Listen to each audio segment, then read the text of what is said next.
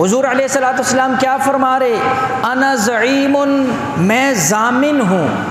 ضمانت کون لے رہا؟ امام الانبیاء۔ ضمانت کون لے رہا؟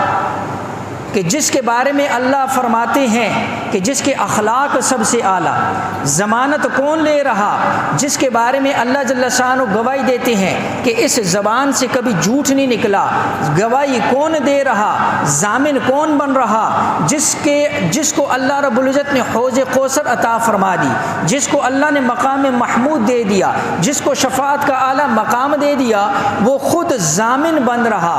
آج اگر کوئی بندہ دنیا کے اعتبار سے تھوڑا سا اس کو کوئی عہدہ مقام درجہ ہو اور وہ اس کو کیا کہے، یا مثال کے طور پر ایک بندہ کسی سوسائٹی کا مالک ہے اور وہ کسی کو کہہ دیتا ہے میں اپنی سوسائٹی میں 5 مرلے کے پلاٹ کا ضامن بن گیا۔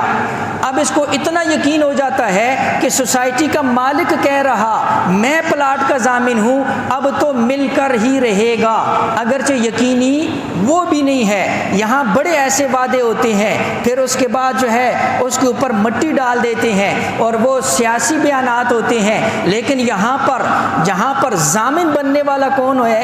امام الانبیاء ہے، جو جنت کا دروازہ کھلوائے گا، جو جنت کے اندر پہل کرے گا، جس کے لیے جنت کھولی جائے گی، جس کی امتیوں کے لیے سب سے پہلے جنت کھولی جائے گی، وہ فرما رہے میں جنت کے اندر، اور جنت بھی عام جنت نہیں ہے، فرمایا جنت کے اندر فی اعلی الجنہ، جنت الفردوس کے اندر گھر کا ضامن ہوں۔ کس آدمی کے لیے؟ لمن حسن خلقہ، جو اپنے اخلاق اچھے کر لے گا۔